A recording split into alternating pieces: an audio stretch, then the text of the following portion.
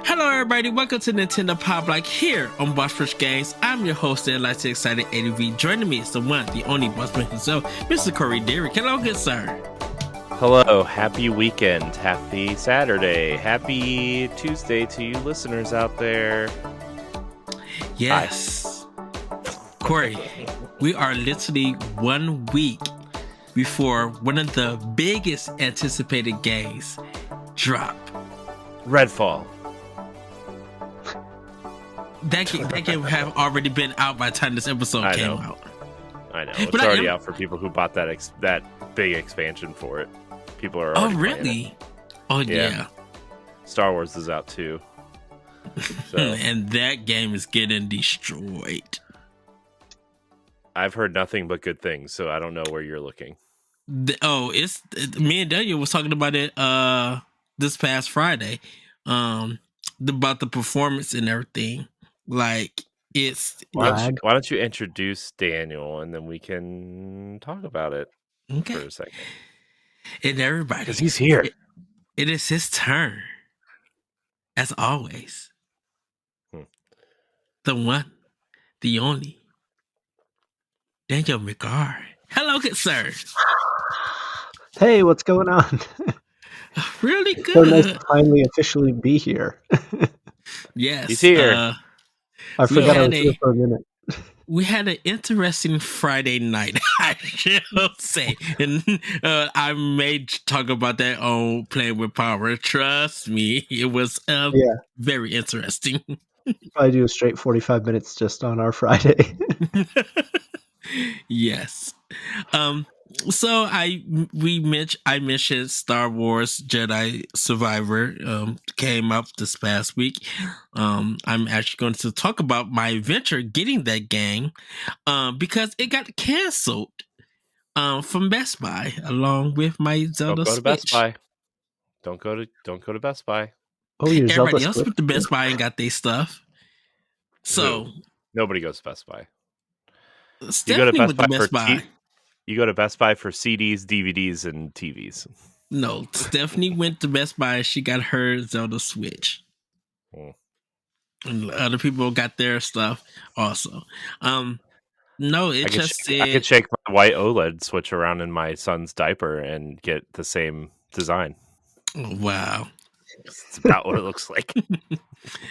So I was getting ready to go get it, and I checked my email, and it said that it had been canceled. Didn't get no notification. It's very weird doing my email from Hotmail, which I got to try to get alerts because if I do a regular order to Best Buy, it send it to my Focus file. But then when it's ready for me to go pick it up, it send it to my other file on Hotmail. And I'm like, well, I didn't even get no notice for it. So apparently I had to reorder both my Switch and my Jedi Survivor. So Jedi Survivor took 2 hours to be like, okay, it's ready for pickup now. And then my Switch is coming in on the 5th of May.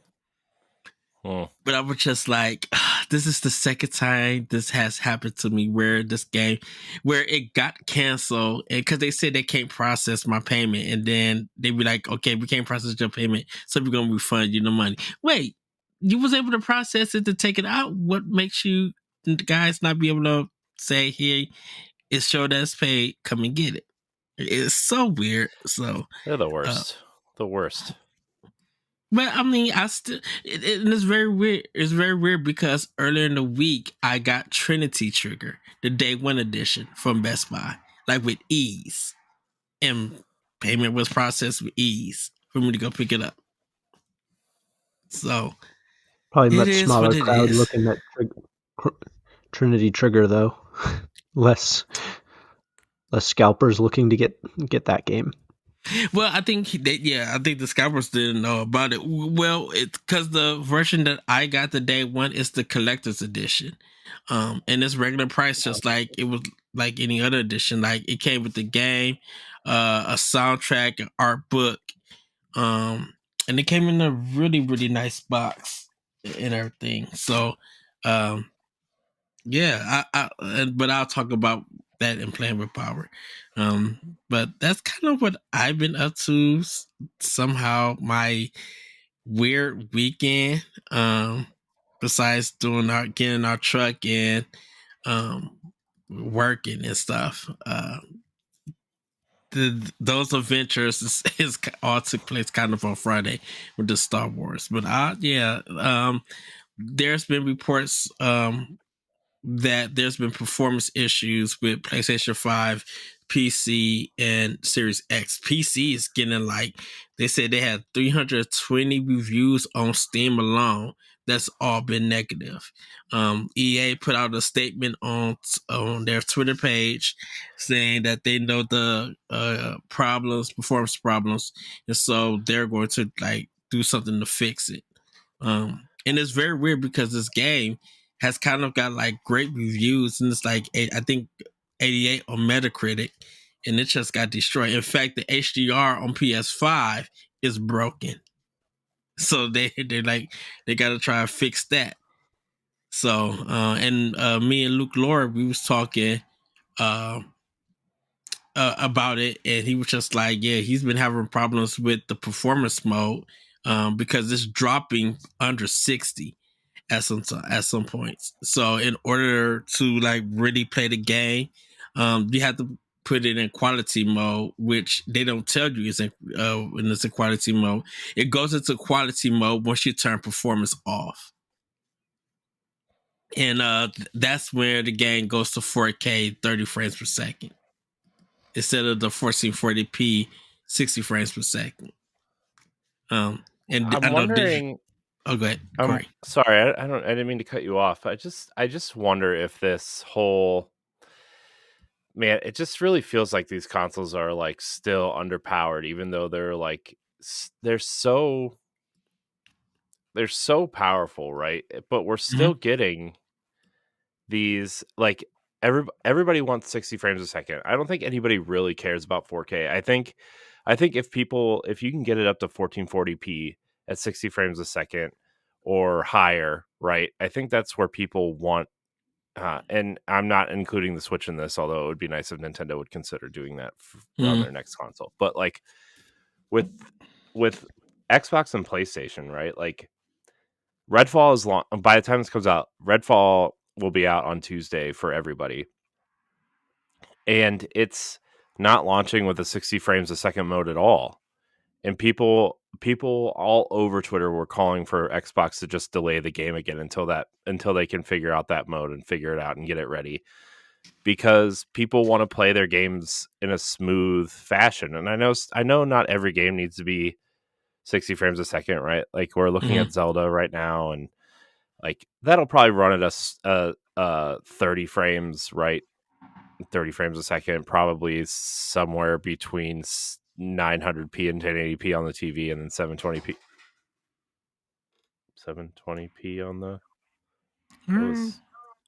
something just fell in my kitchen and I don't know what it was, and that was the scariest thing.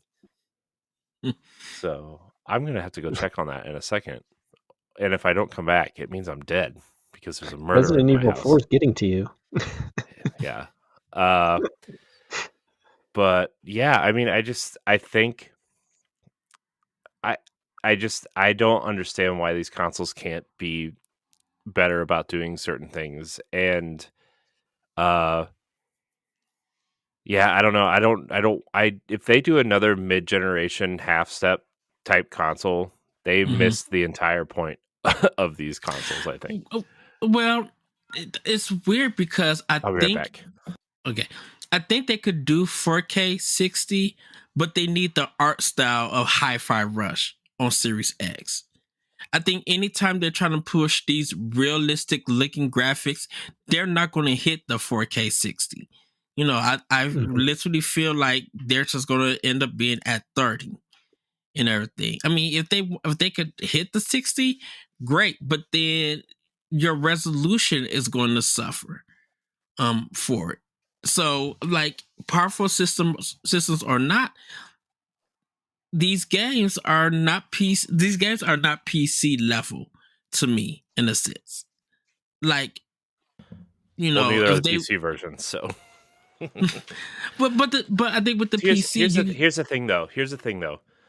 I think it, and it's funny because a lot of people who are actually talking about this seem to be in the minority, given certain surveys, and they're, you know, these companies are putting out their telemetry data and saying, you know, certain things, but like the hardcore gamers, I guess you would say, or the core gamers mm-hmm. want a better frame rate than resolution. I would rather play a 1080p game at 60 frames a second than a 4K game that runs under that, you know? My, like I always said, and I know we argue about this, Corey, but I'm just like, why are you making a system where I have to choose between the two? Like, if you claim your system to be powerful, That's the thing. it should be able to run both at the same time, not running up to 60 frames. Or go ahead. And to that point, I was listening to the Jeff Gerstmann show earlier this week, and he said, and that he was talking about this same problem on his show, right? Where like gamers are treating these consoles like mini PCs at this point, when consoles are supposed to be, I buy it, I plug it in, and I play, and you expect it to do the thing that you paid for, Mm-hmm. right? Or expect it to do. I don't want to go through all of the settings every time I turn on a game. I don't PC game for that exact reason, other than the side that PC gaming is super expensive a lot of the time. And we'll get into that another time, but like, I want to plug in my Xbox, you know, I want to plug it in, I want to turn it on, and I expect Destiny to run at 60 frames a second. I expect, you know, a lot of these games to run a specific way without having to fudge through the menus for 30 or 40 minutes, right? Like I don't want to do that. I don't want to do that. If we're paid these $500, $600 prices for these powerful machines, they should be running at that price. And the thing too is like, these consoles they haven't even unlocked all of the I don't want to speak out of turn because I don't exactly know, but there's, especially for Xbox, there's specific, the way they route memory in the Xbox is different than the way they route memory in the PlayStation, which is which is why certain games run better on PlayStation than they do on Xbox, and the hard drive that the Xbox has is why certain games run better on Xbox than they do on PlayStation, right? But like, it's just, I don't the way they allocate this stuff. Like, Xbox hasn't unlocked it all for developers, because they did this with the Xbox One also, where like, you know, I think they had 8 gigs of RAM on the Xbox One, and they only let developers use 5 of it because 3 of it was used for like UI and the dashboard and loading the store, and, you know, all the Xbox ish stuff. Connect, I think, was a big reason why they didn't unlock a lot of it too. But like, these consoles, like what's inside of them is so powerful and so much like, why can't we just have a console that we can just turn on and play, right? And I think, you know, and I know that, and I'm going to complain about Nintendo's power in a little bit when we get to playing with power, because I've played 2 third-party games this week that are just trash on the Switch. And I mean, one of them, other than power, is like whatever. But the thing about Nintendo that you can always count on is its simplicity, whether, you know, it works in its favor or not. In this instance, I can turn on my Switch. I don't have to fumble through any menus. There's no performance options. There's no graphical things, right? I can turn on Mario Kart. I can turn on Zelda. I can turn on Disney Dreamlight Valley. I just go in and I play, and, you know, it runs how you expect it. And that simplicity from Nintendo is what I hope continues into the next console, because the things you have to do sometimes to get some of these games running is utterly ridiculous, you know. Daniel, thoughts? Yeah, I've been a bit quiet because I don't have a PS5 or an Xbox, so I can't speak speak to it, but I can imagine with like the really high rendering speeds where like I see a lot of like tweets and things about like Elden Ring and Horizon, and it's just like Elden Ring is a mess. Like, yeah, in order like for people to people, play, for order for people to get the 60 frames per second on Elden Ring on PS5, you had to play the PS4 version. which is like weird enough in and of itself, but it's like, Oh, would do you you mean really to get want it to to run the sacrifice? best? Mm-hmm. Yeah. Yeah. So They fixed that though. They fixed that issue. is it worth rendering out every strand of hair, every blade of grass? Like, wouldn't, like Corey was saying earlier, like that 1080p at 60 frames be kind of enough for people? Like, do you need it to be that I think rendered out with realistic? the way that they're showing I all feel of like these probably not, cutscenes right? and the way that the game has been marketed, um, or the way that, when they was introducing these systems and they were marketing, like taking you to all of these worlds, experience the best graphics off of this system and everything, it feels like we're not getting that, or you as the owner of that console or that piece of hardware, you're not getting that. Mm-hmm. Because once again, if those console makers are providing you with all the power, you should be able to utilize it. Now, that depends on budget, that depends on engine, and that depends on the team that you have that's working on it. Most consoles will benefit the first party. So with Nintendo, of course, it's going to benefit them because they are the creators of that console and they're knowing the hardware, and they'll, some people don't know how technical they are, but they know the ins and outs, and so they can work within those limits. Where indies and third parties have to figure out how to get a game running on that system. Even with Microsoft and with Sony, they have the best knowledge of that system and those engines and everything because it is their own piece of hardware that they're working on, and everybody else would just have to figure out on how to get that working. So we can Mm-hmm. understand if a game like if one or two games come out for that system and it's not perfect because they're still learning, but if this is your third game that's on there, you should know at least the ins and outs and everything, even with your assets and everything. But right now it's been 3 years for PlayStation and Xbox, and there's nothing like still not setting the system because There's absolutely no, unless you absolutely care about your games running better or whatever, you know what I mean, like running at a higher frame rate and a higher fidelity, which, to be fair, like I said earlier, most people that go to buy a console don't really care, right? That's why so many people wait so long to buy these new boxes. There's no reason. There's absolutely no reason right now at this moment for me to own one of these boxes. I own them because I'm an enthusiast, and I wouldn't have gotten an Xbox Series X day one if, at the time I was running our Xbox podcast, which is on hiatus, and I also I bought it because I wanted to play Destiny at 60 frames a second instead of 30. That's literally why I bought my Xbox Series X. And if I wasn't running the Xbox podcast, I would have probably just stuck with a Series S and been fine. Although I do think that the Series X is going to hold the Xbox back in a lot of ways, but that's a discussion for a different day. And like, I got my Series S because it was, at the time, it was more available than PlayStation 5, and I enjoyed the Xbox One generation with games and stuff. I'm not gonna lie to you. I still don't know why I own a PlayStation 5. I think Horizon, I think, but I could have played that on PlayStation 4. I could have I could have not sold my PlayStation 4 and played it there.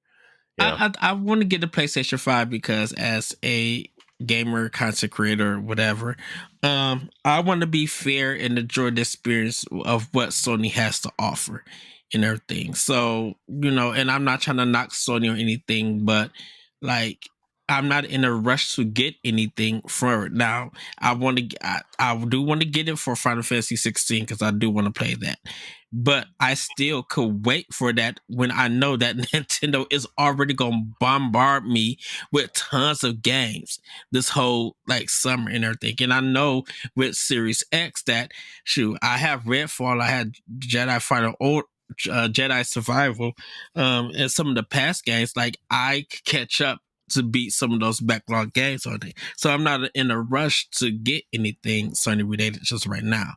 Until like stuff really quiets down and Sony's just like, okay, we got some heat for you. Then I'd be like, okay, let me go get a PlayStation 5 and everything. But I could wait for it and everything.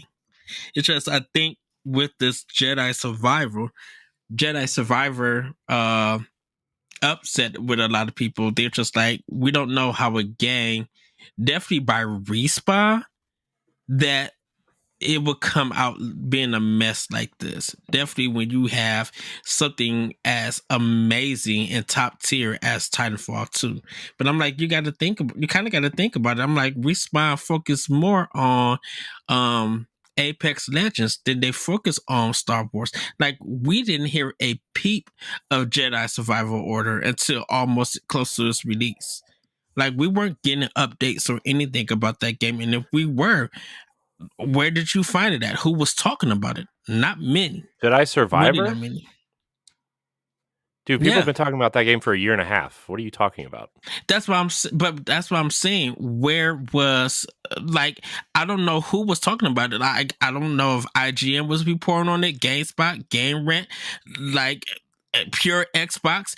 Like, I don't know who was reporting on it for anybody to talk about it. Like, even if we go through all the boss rush. Respawn, what's his name? God, Vince Zampella and the director of the game say they don't like to show their games until they're almost ready because of all of the crap that some of these games get for announcing too early, right? Mm-hmm. Look at all the games look what Xbox is going through right now, right? Yes. How many they've announced since the Xbox Series X, they've announced like 40 something projects for the Xbox, and only 8 of them have released. Like, Hellblade was the first game announced for this console, and it is still not out. That was 3 years ago, right? Not that I don't mind them taking their time on these games to make them the best they can possibly be. That's not my point. And I actually wish they would have delayed Redfall, especially now because of Fallen Order or Jedi Survivor and Zelda and Final Fantasy 16 and all these like hard hitting games, right? Diablo 4, like Redfall's going to get buried, you know, and all this news about it not being ready and not having a 60 frames a second and they're still releasing it is bad publicity for the game. And like, that's where, like, yeah, they weren't showing the game, but they were talking about, people have been talking about this game forever. And, you know, they came out and said that they were only willing to show it when it was ready. Plus, I'm sure they had a lot of influences from Disney and Lucasfilm, right? Because it's their property technically, and they were probably waiting for Star Wars Celebration, or I forget where they showed it off the first time. D23, I guess, would have been the first time they showed it off. So, like, I think so. Yeah, you know, so there's a lot of factors into that, but I know they were very keen on not showing it until it was absolutely ready to show off. And, you know, it's performance issues and stuff. This is what happened to the first game too, right? It had a lot of performance issues right when it came out. You know, I'll get this one eventually. I do want to play it. I am actually very excited to play it. But the last one was $30 within a month and a half. And guess what? It's $9.99 right now on Xbox. Yeah, that's what I'm saying. So, like, when stuff like Final Fantasy 16 hits in June, July, and this game starts getting heavily discounted on sales for Xbox and that kind of thing. Plus, like, I think you can use Game Pass. Like, if you're an EA Play subscriber, you get an extra 10% off, and if you're a Disney Rewards member, you get a certain, you get something towards it. I forget what it is, but like, I'm gonna wait till I can, sit down and actually play it, because if I get it right now, right, I have like 6 podcasts to record between now and the time Zelda comes out. I'm not gonna be able to finish it. So why would I buy it right now? Am I excited for it? Heck yeah, I'm excited for Jedi Fallen Order. Was amazing. That game is awesome. If you haven't played it, I highly recommend. If you have it, I'm trying to go back any to it. current, yeah, if you have any current gen or last gen consoles that can handle this game, I recommend playing it. It is really fun. The combat is really interesting. It's different. They kind of had a mix between. It's like a mix between like Titanfall, a little Soulsy, but in a good way. Deliberate combat, different styles of combat. It's fun, and I don't really care for Souls games, so that I like the deliberate kind of methodical battle system that they have in this game.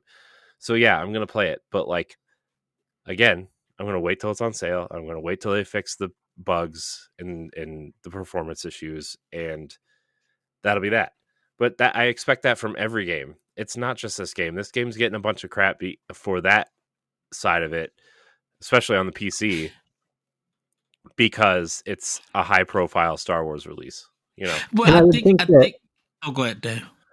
Yeah, I would think that just the Star Wars fan base is so incredibly weird, and there's like some heavy Fellowship of the Miserable going on, where the fan base seems to like hate things, and then like a few years down the road they'll start to embrace whatever came out that was originally like the worst thing ever.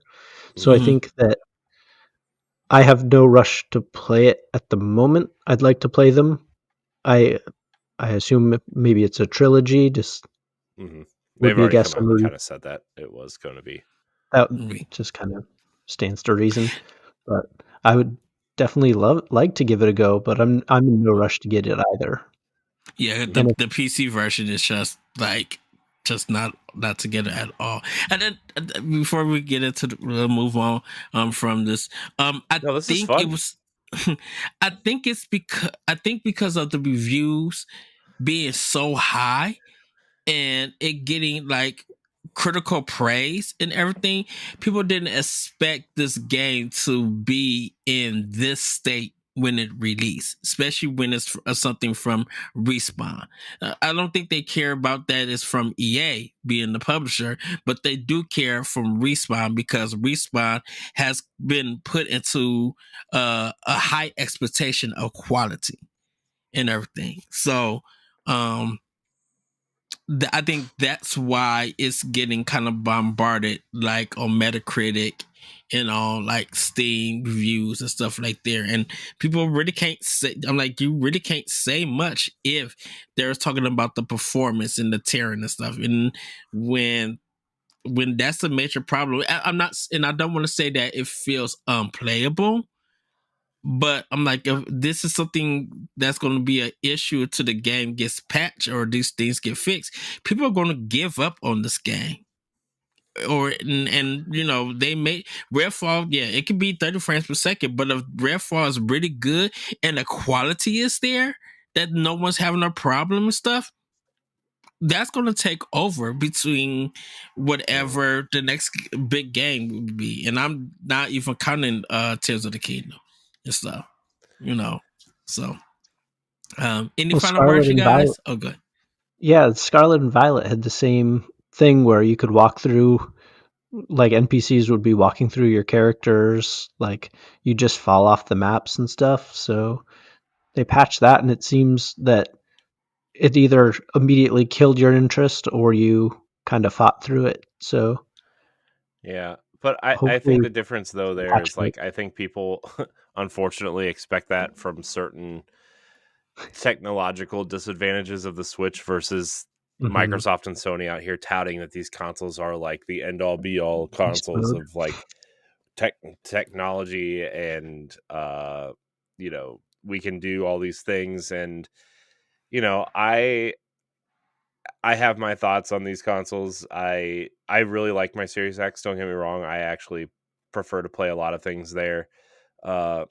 that aren't Nintendo related, but I think I think there are definitely certain technological limitations to the console that aren't apparent to 95% of the people playing games. And I think a lot of times as if the game runs good enough for the silent majority, or if it runs Call of Duty and Madden and Grand Theft Auto, like they just think a majority of gamers just don't care. Right now, it's just like, man, this Redfall situation, and what I'm guessing the Starfield situation is going to be, because that game is even bigger than Redfall, and Bethesda's making it, and we all know how quote unquote charming Bethesda jank is, right? Like, look, Yeah. I'm not a Bethesda guy. I don't care at all about Redfall, like at all. Not Redfall, Starfield. Starfield. Like, I will try it because it's on Game Pass, but I will not be like, I'm not like itching to play that game at all. I'm more excited for Redfall than Starfield. So and I want to. I do plan to get on Starfield, and me and Jesse, we've been hyped for Redfall after we just seen the trailer, because we thought that was the best Microsoft trailer for E3 when they first showed it. We were just like, oh, this is cool. This looks really good, and I'm not mad about the 30 frames per second or 60 frames per second. I just really want to play this game because I'm just like, it's Dracula versus Borderlands, regardless of what they say it isn't. I'm like, that's the impression that I get. I'm like, if it's fun, well, they said it's more like Far Cry, actually. Oh, Far Cry. Well, like I said, if it's fun and it's functional and there's no problems with it, I'll be fine with it. Yeah, I think a lot of people, especially with first person shooters, right? People want the fluidity and the quick responsiveness, and to be fair, Arcane's never really been that way, right? They've never launched a game at 60 frames a second. I think even Deathloop, when it came out, had some sort of patch that either patched it in or made it better. Maybe Deathloop launched with it, but my point is like, those games always get patches later that launch a 60 frames a second mode. So I'm not afraid that it's not coming, but it should, especially in Xbox's case, where like they haven't had really any major games in a while. Like, they should have probably thought about this for a minute. And we'll probably, by the time you guys see this, we'll probably know the reviews, and we'll definitely be hearing opinions about it.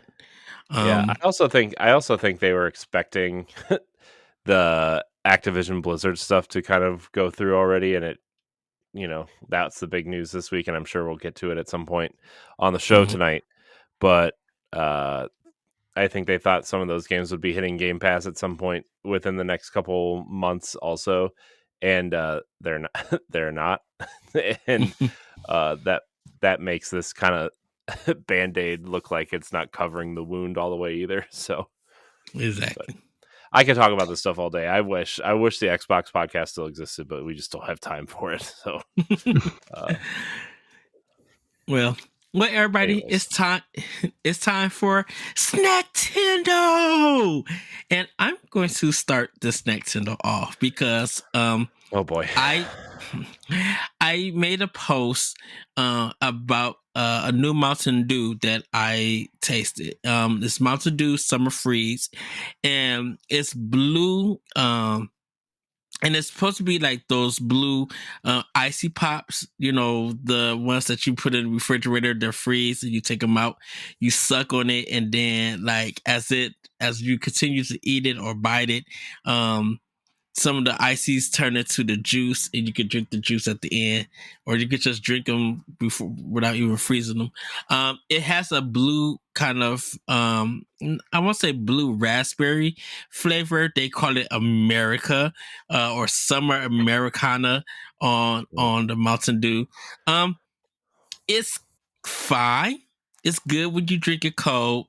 You could taste most of. Oh, go ahead. Sorry, I was gonna say where I live. Be careful saying "Blue America." Oh wow, Ohio's a very red state. Yeah, it's kind of scary. It's fine. But it's fine. I think when it gets a little bit warmer, you can taste the flavor a little bit better, and everything. So it's not bad.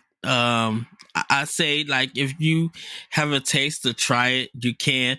I also got the zero version, which is the no sugar version of it. That one is very weird.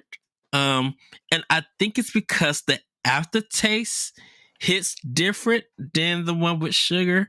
And not, I know that sounds weird, but it was just like the aftertaste literally didn't kick in to almost like 10 seconds after me drinking it for a second. Like, I tasted them, like, okay, I'm not tasting anything. Oh, okay, 10 seconds passed. Now I taste it. And stuff. So if you're interested, I say go ahead. I don't know what to pair it with because I was having it with sushi and everything. So pair it with, it's not a fancy wine. Well, because sometimes you can get a drink. My heavy blues with my sushi. It complements the Mike and Ike's rather well, I'd say. Corey, you should make a picture of that, or a Bossford shirt that says "My Blue Mountain Dew is sushi." Pairs nicely with the milk. It didn't have a fancy Nintendo logo on it. Oh, geez. No, but that's kind of what I tasted. And then there is a new sandwich at Jimmy John's that I actually got today. And it's I don't know what's going on with me. Just like, I tasted and I'm like, okay. It's the Capresso salami. No, it's the Capresso salami pesto that I tried. And instead of like a lot of cheese, they put like mozzarella cheese on it, and then it's like some salami, pepperoni, and then some other flavors. It's not bad or anything. It's just I think I was expecting a burst of taste of flavors and everything, and it was just like, this tastes like a regular sub sandwich. Like, I thought it was gonna, like, I mean, it's Jimmy out. John's. It's not like it's not like you went to some artisanal bakery / deli somewhere. It's not Subway. I would like my fresh sliced turkey, please. You gotta swing the blueberry Mountain Dew. Oh my gosh! But I need a cartoon of that, of Ed just eating this fancy Jimmy John's in the blue Mountain Dew in a wine glass or something. Sweet. And underneath it just says underneath him sitting in this fancy chair, like by a fire in a robe or something, right? And some slippers. And the red underneath velvet robe. It just says Blue America. It's just and at the top it says Nintendo. Maybe your robe will be embroidered and it just says Snacktendo on your robe. You know, like fancy hotels, right? Yes. Have like their name or their initials embroidered on their robe. A Pow Block robe with Snacktendo on it with my blue raspberry. Why do I feel like I should literally get a wine glass, the Mountain Dew, in a Jimmy John's, just take a picture of it? Why not? And then just have a video just swirling around. But be like, here's the thing: you have to put it on like a fancy plate. You can't have it sitting in the wrapper. You have to have a fancy plate and like one of those cloth napkins, not one of these nasty like paper ones. And then you got to get out the fancy silverware, right? I might like Aaron McGruger or a Mustard. Which one of you guys can make like a fancy Mario track that would go like well with dinner? Because something like Super Mario Sunshine. Just play the Delfino track that he has. It'll be fun. Yeah, the Delfino track was perfect. Yeah. And just sort it around, just be like, watch. Shout out to Mustin, by the way, because I listened to his music like all week at work this week because it was just nice, relaxing. So, yeah, nothing too, nothing. I was about to say nothing too fancy, than that. Friday I had a Pokeball. Again, I'm like, I love Poke Brothers. I really do, and everything. Gotta catch them all. Yeah. I mean, they're the only ones that sell the Dole strawberry lemonade, in a 20-ounce. Like, I can't find it nowhere around here. I wonder if there's a restaurant out there that sells Pokeballs in half open Pokeballs, and it's a Pokemon themed Pokeball restaurant. I'm sure that exists, right? That's somewhere in Japan that does. Go for it. Just saying, that would be, Let me get on the line with let me get on the line with Grayson and be like, what place in Chicago does this? Because I know you know. He would know. But like, shout out to Grayson. Yeah. I love I'm not Grayson. sure, like, would you really want the food that comes in the Great Ball if like you could get it in like the Master Ball or like the Ultimate Ball or something? Like, it's like this one kind of sucks, so we put it in the Great Ball. Yeah. The ranking of the Pokeballs that the ranking of the food. The quality goes up depending on how valuable the ball is. Yeah, it's like when you go to like a fancy steak place and you see the guy sitting next to you to get to the burger, right? And it's like, oh, well, that guy was looking for the cheapest thing on the menu, I'm that person. Not that I'm hanging out in fancy restaurants or anything. I'm the guy that gets the burger at the expensive restaurant. Yeah, that's me. Yeah. But Daniel, what have you been snacking on? God, how do I follow that? Well, it was Corey. I'm taking my snacks in though. And yeah, all Ed had was Mountain Dew and a Jimmy John sandwich. Okay, that's the moral of the story here. I'm sure you can beat it pretty easily. So I went to Trader Joe's this week and got these like Philly cheesesteak bao buns. Yeah, see, you already beat it. Definitely recommend those. Those are really, really good. And they're super easy because all you have to do is microwave them, which is my ideal like meal preparation. Is put it on a plate and microwave it. Extra points if I don't even have to put it on a plate. If it comes with its own like frying tray or something, that's even better. Ooh, nice. But nice. Then my boss is retiring, so they had like a bunch of food for her earlier this week. So I had these like really fancy cannolis that were pretty good. Ooh. That was something I would probably never ever buy on my own, but they were free and they were delicious. Oh, nice. Nice. Awesome. I guess that means it's my turn. Does that mean? Yeah, that's the extent of it. Everything else was trash. Go ahead. That's fair. Well, we went to Casa del Rio tonight, and so I've been on this.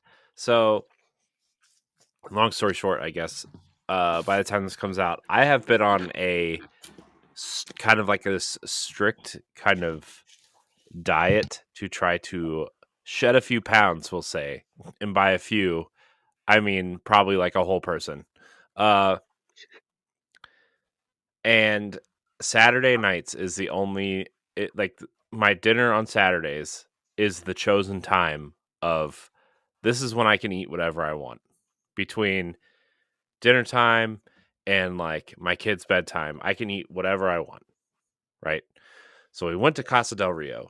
Not that Casa del Rio is terrible for you, but the things I put in my burrito are pretty terrible for you. So I got the Chipotle chicken. I got the chorizo chicken. I got the Mexican rice. I got the grilled onions and jalapenos. I got the refried beans. I got both cheeses. I got the hot salsa and the extra hot salsa. I got the habanero salsa. I got the whoa, choking. Heartburn. It's fine. My throat has been on fire ever since dinner, by the way. It's like, I mean, 2 super hot salsas on the same burrito. Not a smart idea. We got the hint of lime chips. Nice. Tostitos, the big family size bag. We got the queso those dip. Are so good. We got the hot, the hot and spicy queso dip. So throw a bunch of cheese in the microwave with the chips, right? It was pretty good. It was pretty darn good. Also, Ed, I didn't take a picture of this burrito, but I think it's the biggest one I've ever gotten. Bigger than last time? Yeah. I seriously think it's the biggest one I've ever gotten. Oh, it did not even fit on the plate, and it was a pretty standard size paper plate, right? You can usually fit a lot on there. This thing was hanging off the end, man. It was. Oh, wow. This thing was huge. This thing was massive. Remind me when we go. I want an extra thing of Mexican rice because I've been eating some Mexican rice lately, and it's been bomb big. I'm like, ooh, I want some. Mm-hmm. Yeah. Corey, did you say your burrito had 3 different kinds of chicken on it? Yeah, two types. How did they flavor blend? It was great. So one the chorizo chicken is like, it's just like a kind of like a spiced chicken. And then I got the what was the other chicken I got? What did I say I got? The chorizo chicken and the chipotle chicken. And the chipotle chicken is also spiced, but it's also cooked with this apple smoked bacon. Oh man. And they leave the bacon in, and so there's also bacon on my burrito. And man, you put that with some cheese and some rice, and I'm a big fan of jalapenos. And they grill them up. So good. It's so good. So but yeah, that's what I've been eating. Is that frozen? Or is he just sitting really still? No. Oh, okay. I thought you were frozen for a minute, and I was like, oh no. I think we're gonna lose him. No. Can't lose another one. I know. We already lost Courtney. I know, man. She's got to stop. She's got to quit work. Okay, she's got to stop working. It's true. Everybody, just quit your job. We'll do this full time. We'll live free. I don't know. Free Bosch Rush Society. Yeah. We'll buy our own little 1 square mile of United States property, and everybody can just live there. It'll be like a cult, and we'll be on a Netflix documentary 30 years from now. Oh, It'll be fun. It'll be fun. Don't drink the Kool-Aid. The blue American Mountain Dew. Oh no, Kool-Aid. And then Ubisoft will make a Far Cry game based off of it, but not say anything worthwhile. Right. Oh, Ubisoft. Far Cry 12. Oh man, that's funny. That's fun. What were we talking about now? I totally. You were describing chicken flavor blending. Chicken, right? Chicken flavored blending, right? Got it. Nailed it. Good time. If you want to be a Patreon producer, head on over to patreon.com/BossRushMedia, and find out which tier is right for you. Our Patreon producers at the $5 tier or higher for this month are Adriel Munger, Austin Campbell, Celeste Roberts, Christian S., Sana Dirrig, Francisco Santillan, and Rebecca Jewell. Thank you for your continued support. And now it's time for Playing with Power! Daniel, where have you been playing with power? Funny you should ask, Ed. So, I've been slowly relaunching my YouTube channel, So I've been playing through Digimon Emerald version, which is a Pokemon Emerald mod where all the Pokemon are removed and they've put Digimon characters in. And so I've been slowly playing through that. And then you and I had an interesting experience last night, which would have been Friday for those keeping score, where we played this peculiar Game Boy Advance game and Steam game called Igdra Union Will Never Fight Alone, which is a lot of things all at once. So it's a tactical map card battler RPG with basically visual novel level story. And I think our opinions probably both were the subtitle should be "You'll always fight alone" because I don't think either of us will ever play it again. Yeah, it's so. This game was developed by Sting and it was published by Atlas in 2006 in November for the Game Boy Advance. And I never heard of this game or anything. And it did come to North America and it was released in Japan, but I just never heard of it. Mm-hmm. It's an auto battle. You do pick a card though, and that card represents how powerful you kind of are in a sense. And once you actually get to the person that you're going to fight, it'll give you these colored shapes. And if you're red, you have the highest advantage. But if you're in the gray, you're at the lowest advantage. And then it continues to teach you more and more. It each starts you both off with 8 points, but depending on who you fight, if they're more powerful, they'll get only 4 points. And then you guys just battle. You don't know what they have unless you go and check it. And when you win the battle, you'll be able to level up and make those cards stronger. One of the problems with this game is that it doesn't teach you on how to move, it doesn't let you know that if you move one character 2 spaces, like if you get 6 move spots, if you move all 6 with one character, you can't move the other character. So if you're trying to like move one character to if you're trying to move actually both characters, you got to see who's going to take the most steps, who's going to take the least steps, or are you going to give them equal steps. And then depending on where you land at, if you meet the person, you can fight them. If not, then you have to end the turn. And it doesn't teach you that at all and everything. So Daniel was playing the Game Boy Advance version. I was playing the Steam version, which had like a little better graphics and some voice acting. And it sounded very, should I say, maturist, very mature. Because it was featured a little bit of After Dark. For all those who are Patreon subscribers. Kind of levels for a game and because of the voice acting, like yeah, and it's very wordy. So go ahead, Daniel. So probably not one you're gonna want to run and check out. Just a couple other notable things about it. The visual style of the fighting is Advance Wars. So like you have like your army on the left and your army on the right.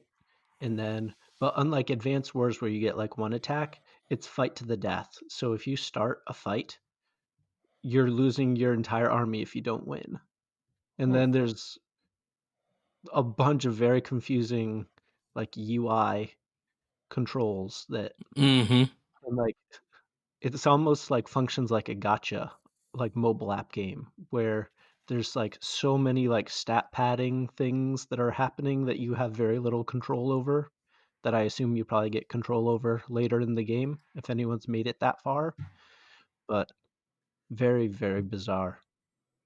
But just the reason I had picked it was when I had asked Ed to be on the show. He's so well versed in video games. I wanted to find something that I knew he hadn't heard of, so I was going alphabetically through the Game Boy Advance list, and that came up, and I had never heard of it, so I figured there was a good chance that he hadn't. So when I messaged him, he's like, "I don't know what that is," and I was like, "Perfect," because the idea of that particular episode we were recording is that we play a game we've never played and decide whether we'd want to play it again or not, and we both did not.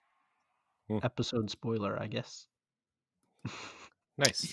Yeah, you have to watch it and hear the commentary because it gets interesting.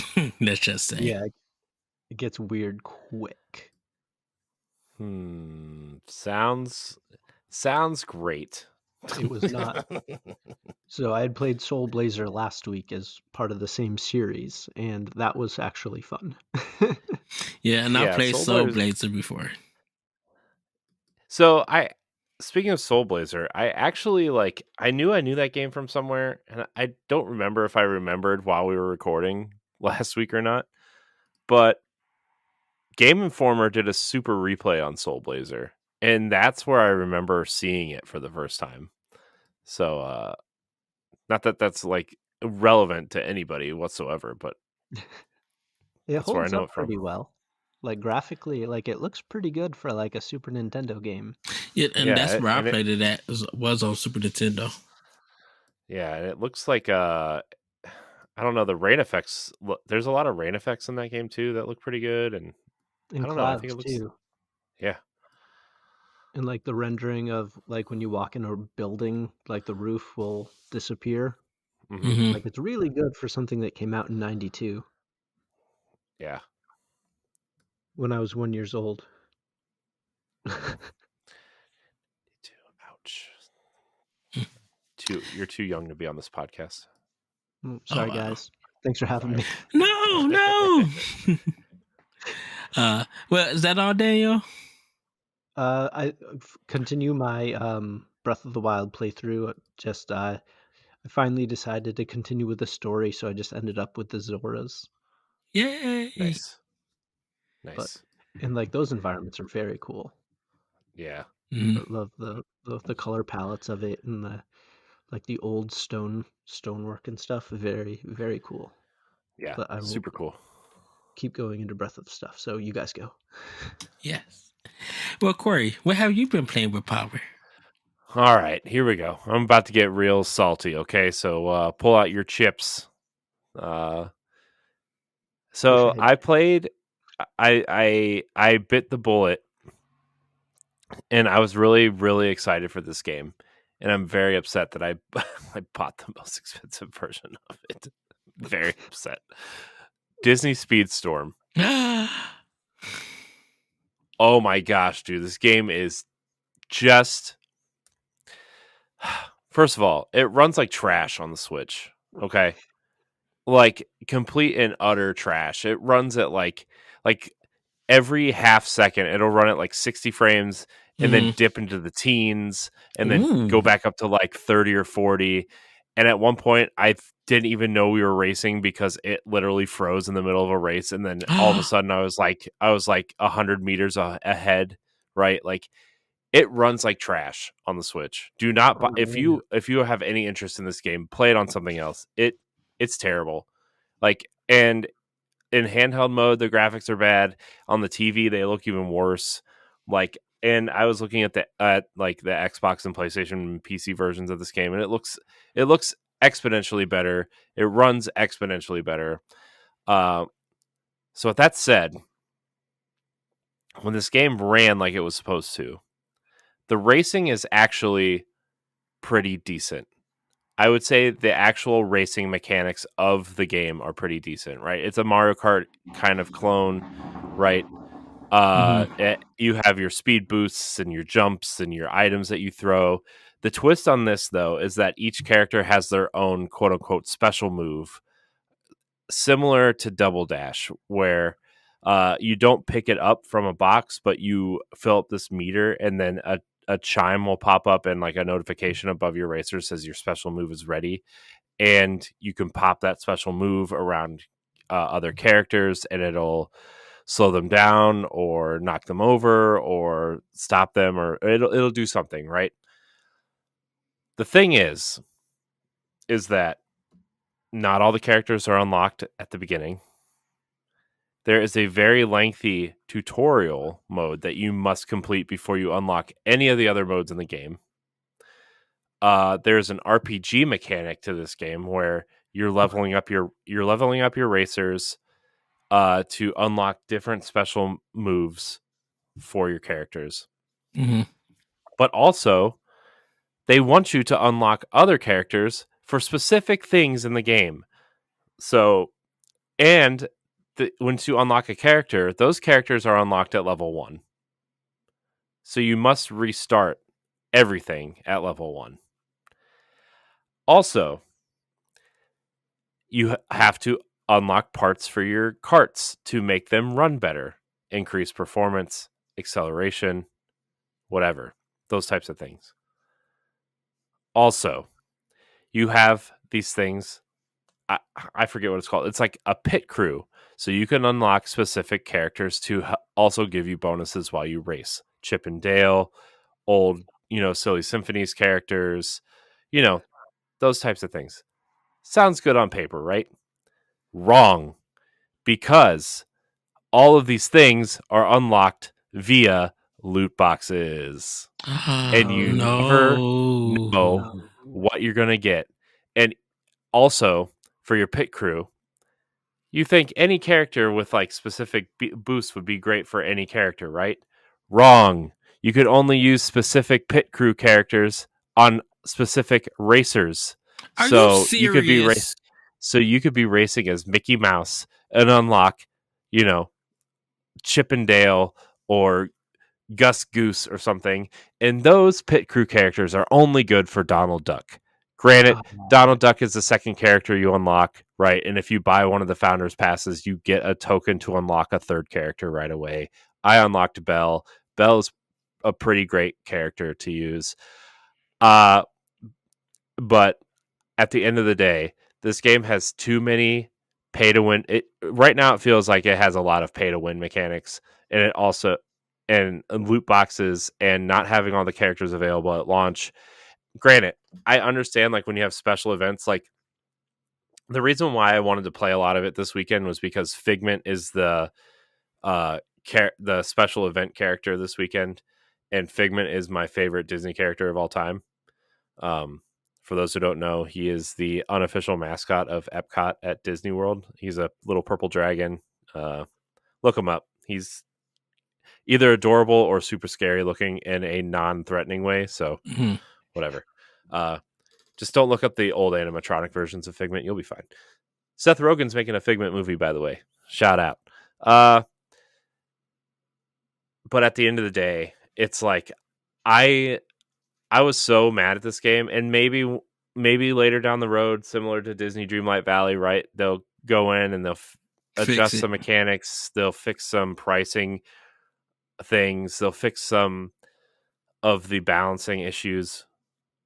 But I deleted it off my Switch after one night of play. I would say I deleted it off my console.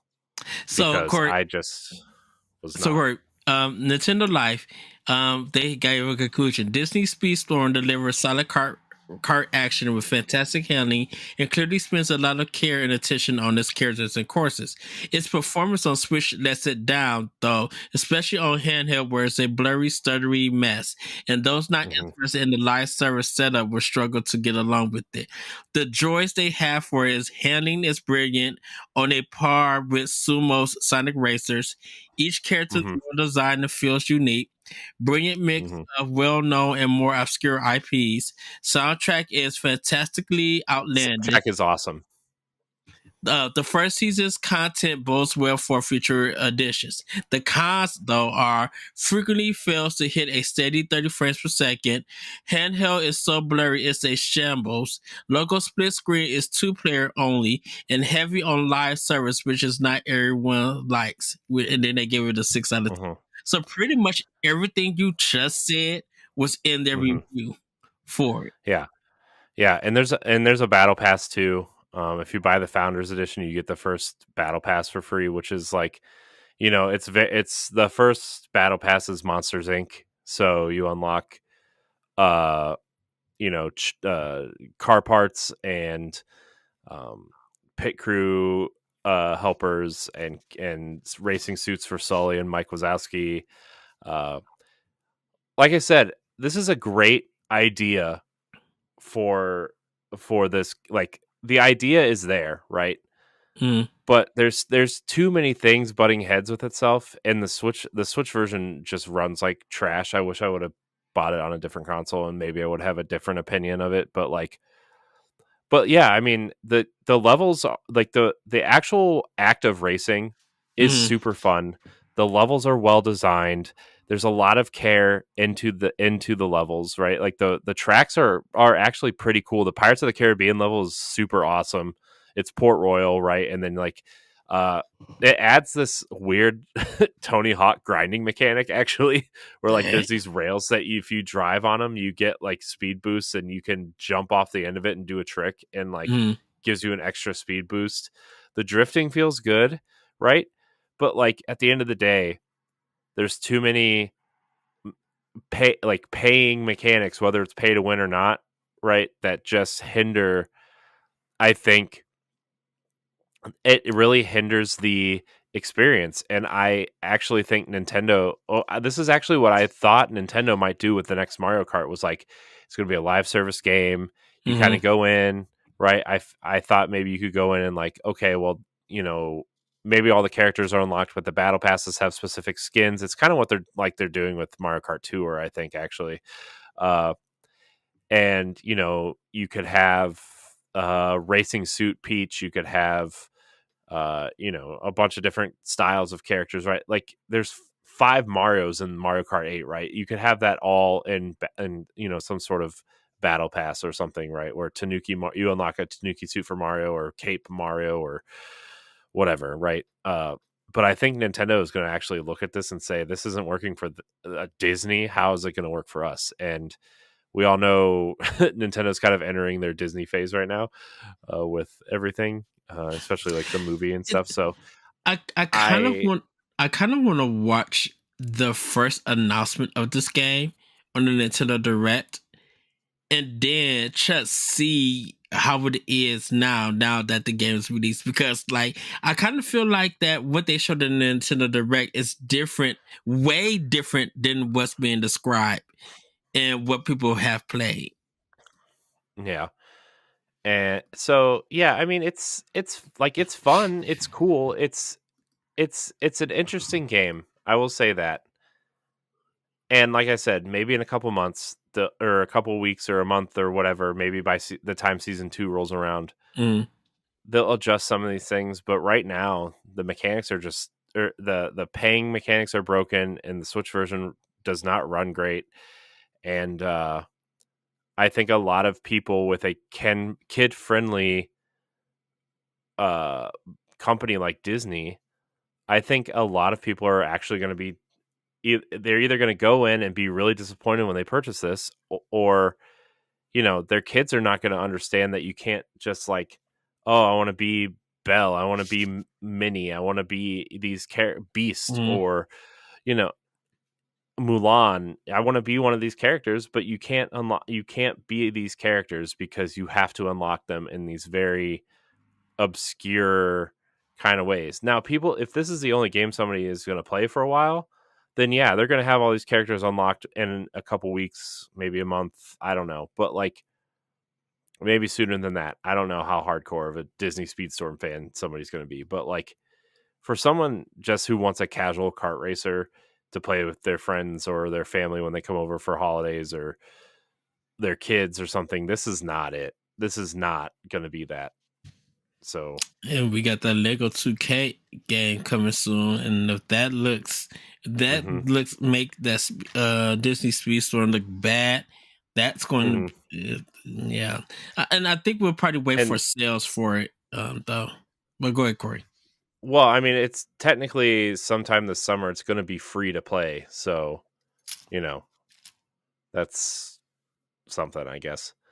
But as somebody who's a big fan of Disney Dreamlight Valley, I had a lot of high hopes for this because it's the same studio, it's the same company, right, making it.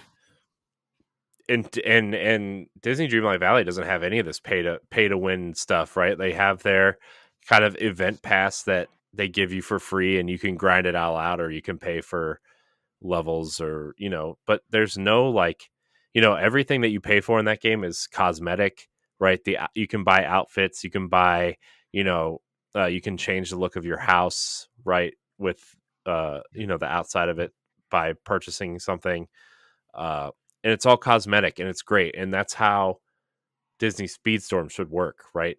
If you want a costume or you want to unlock a character early, you should be able to purchase it or grind it out in a meaningful way, and not have to depend on these 95 different types of loot boxes, because first of all, there's the basic there's 3 pools of loot boxes right now. 4 actually. There's the basic loot box kind of pool. There's the multiplayer loot box pool. There is the special event loot box pool. And then from what I could tell, maybe there's only 3, but from what I could tell, there's like a character specific one also. And everything in that one costs more because it goes towards your character. Maybe I read it wrong. Maybe I was just reading the kind of tutorial stuff wrong. But man, there's a lot going on in this game that does just not need to be in there. So it needs to slow down and park somewhere. Park itself in the garage until it get fixed. Yeah. So I've been playing. I played that, and it was that. I've also been playing Disney Dreamlight Valley. Oh, that's the other thing too. So after I deleted this off my console, I actually went back and played Mario Kart 8 just to see similar art style, right? I mean, cartoony, light on textures, and Mario Kart 8 runs at and granted, this is Nintendo versus Gameloft, which is not exactly the greatest company. Don't get me wrong. Don't want to make anybody feel bad for working at Gameloft. I'm just saying, Gameloft, Nintendo is like way up here. Way up here. And man, Mario Kart just does everything so right. I've been playing some of the new tracks, and man, Mario Kart might be the game I stick to until Zelda comes out, because man, a lot of the new tracks from the newer waves. Remember how upset I was and disappointed with the Wave 1 and a little bit of Wave 2, Ed? Yeah. Wave 3 and 4 are knocking it out of the park, man. Nice. And adding Birdo. Birdo's a pretty cool character. Like, she's got the drop down thing like Yoshi does, where you can pick different colors of Birdos. The tracks are great. Some of the new things they added are super cool.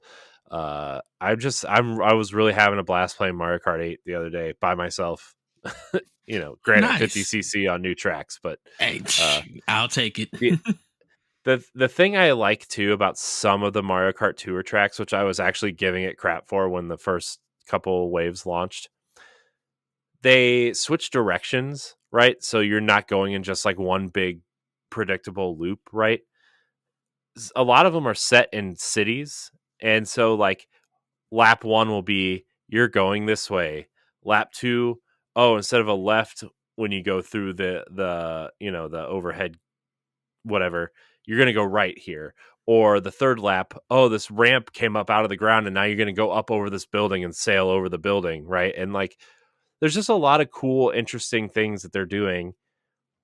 And I want to see more. I'm very interested to see what characters they add, because there's 5 more slots for characters, right? And so I'm thinking Kirby's going to be one. I bet we get a Star Fox character. I bet Zelda shows up. Samus maybe. A Kid Icarus maybe, since he was, spoilers for the Mario movie, I guess, but Kid Icarus has a presence in the Mario movie. Like, I don't know. They could do some really weird things in here, and I would be totally okay. Mario Kart 8 is arguably a top 3 game on the Nintendo Switch.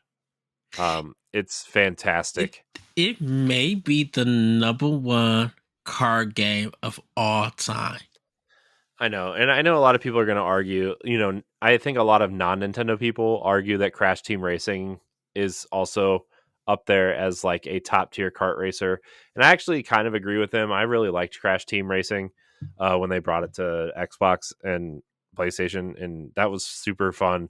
Mhm. Again, the Switch version does not run particularly as well as the Xbox and PlayStation versions, but It's Activision, but I mean, they run better than Disney Speedstorm by a mile, no pun intended. But yeah, I played a lot of Mario Kart 8. Incredible game. We got to get a community game night Mario Kart 8 some point. Maybe May is the month where we start doing community stuff, because like so I've also been working on redoing our thumbnails, and like that's taken a lot of time away from me. But I'm trying to get it done before Zelda comes out, because yeah. Tears of the But Kingdom. anyways, That's I got we're probably gonna have to talk about it. Talk about that one, everybody. Not in a sense as a subscriber to game and stuff, but I think that game deserves a week before we even dive into anything with it. Yeah. Well, it's also our May and June book club is Tears of the Kingdom. So I mean, if you want a super duper deep dive, and I'm sure we'll do some sort of expansion pass on it as well. At least the opening kind of hours and kind of playing around with some of the tools and stuff. But like, yeah, that game's going to be taking up a lot of people's lives. So, but I've also at the half hour every night got to get my Disney Dreamlight Valley in. Got to get it in. It's an incredible game, and I'm not going to stop playing it. So everybody can just keep making fun of me or shut up, because it's awesome. All right. Well, so I'm going to jump in and start with Star Wars Jedi Survivor. And sorry about that, everybody. And I started the game, kind of waited for a day before I played it, and started up.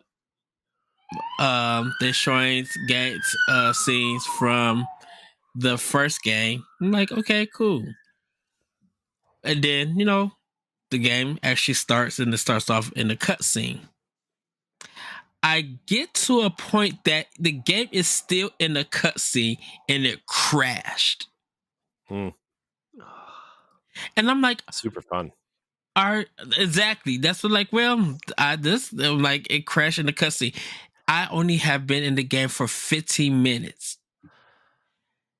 It crashed, went to the home screen of my Xbox, and I had to restart the whole part all over again. Luckily, I was able to skip the cutscene that I first saw, but because it starts you off walking before you do any other action in the game, you are forced to walk.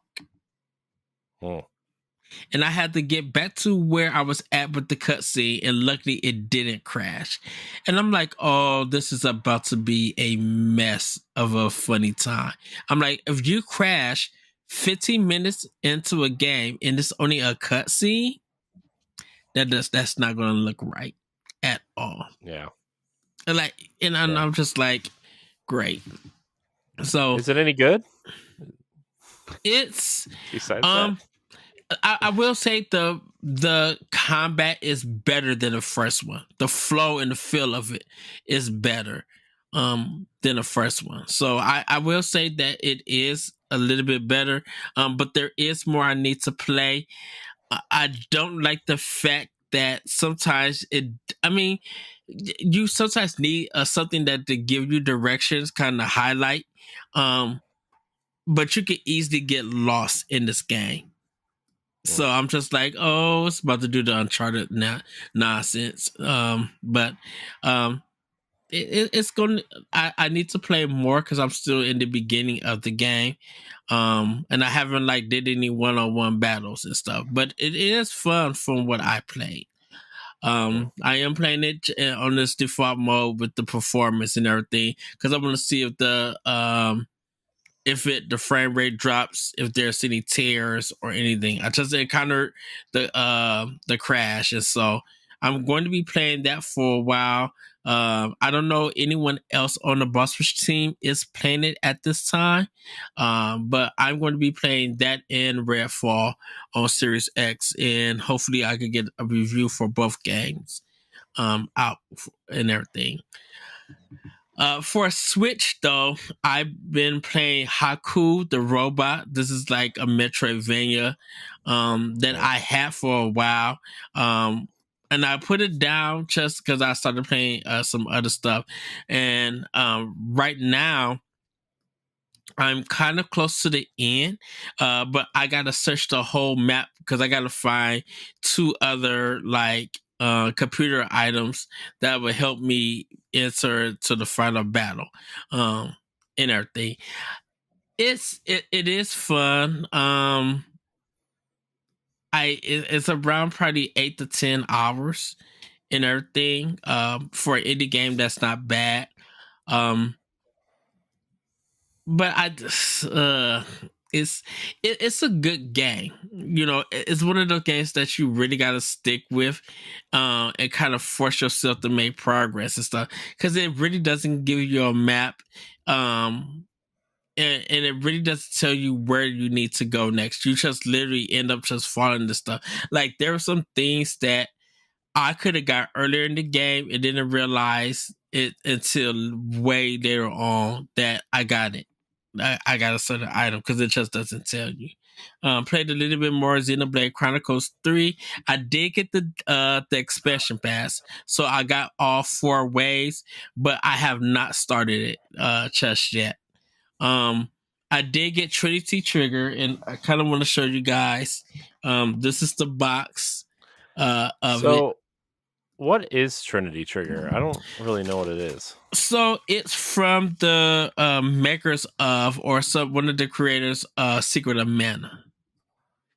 So it's an action RPG, and you're searching this tomb and everything to like get items and resell and stuff. But there's a deeper story to it. It says, Cyan, a young man from a quiet village, discovers he has been named the Warrior of Chaos, destined to do battle on behalf of the gods. Joined by 2 new companions, Cyan embarks on a journey to defy his destiny and bring peace to the land. And when the game starts, it's like 2 babies, and they both have some kind of signal in their eye. Cyan is one of them who has this red signal, and then there's another baby that has like a blue one. So yeah, but this is the day 1 edition, so this is the box to the game. This is the CD for it, so you do have the soundtrack. It's a 2 disc inside of it, and then this is the art book for it and everything. So it's really cool. I got it for like $60 at Best Buy, so there might still be some. I didn't know that the game was getting physical, but I just seen some people like they had the game physically, so I looked up in Best Buy, they had it, so I ended up buying it there. Is it like a limited run thing? No, XC. Because XC published it. So you could probably, if no one is looking for it or anything, you could see a Best Buy have it and order it and just do a curbside pickup or get it shipped to you. Okay, so, I was just wondering because the Limited Run has a deal with Best Buy where they sell like it's not the Limited Run like cover, but it's like an alternate cover version of the Limited Run standard versions of games. So I was just wondering. No, this one was. I knew of it, like, but it's just like it exited my mind, just like Star Wars Jedi Survivor.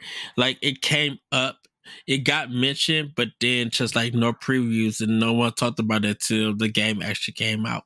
And I know we talked about it for Pack Watch, but it was just to let people know that the game was releasing and everything. Played some more Advance Wars 1 and 2, enjoying that. And then got sucked into Borderlands Game of the Year Edition on Switch. Having a good fun time with it and everything. I beat Borderlands on PS3 when it originally came out. So played it on Switch, and it's just something to have. And if I'm ever on the go and I just want to waste some time, I could get into the game, do some missions, and be done with it. Nice. But that's pretty much what I've been playing. Like I said, hopefully I get through some more Jedi and get through some Redfall.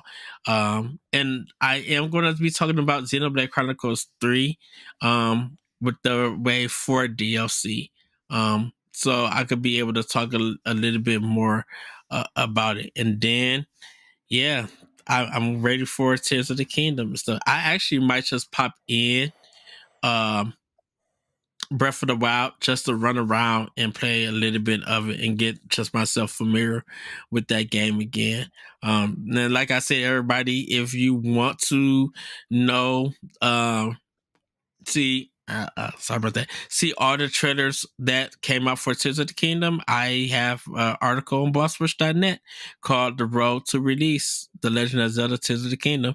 And I go through all the trailers that they showed in the chronological order. So you guys could check it out. Nice. Cool. So man, look at us actually talking about games for once that are like I don't know. Yeah. Man.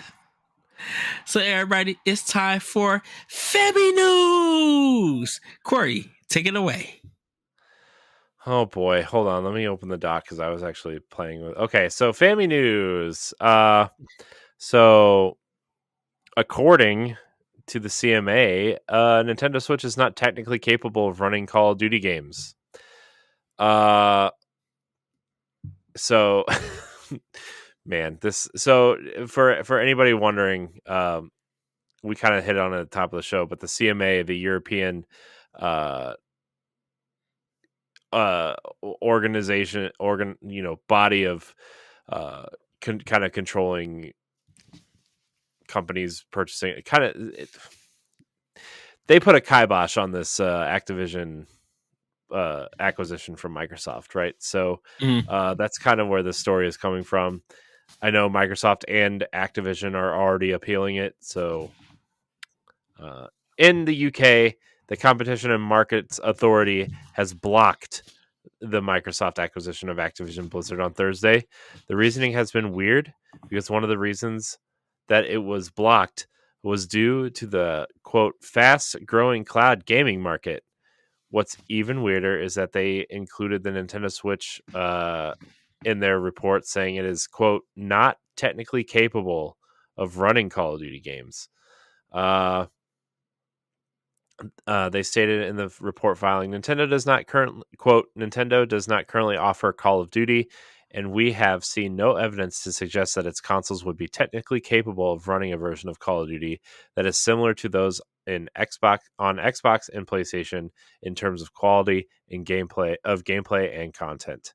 Microsoft and Nintendo signed a 10-year deal that would have the series coming to Nintendo platforms and would treat the game fair like the other versions.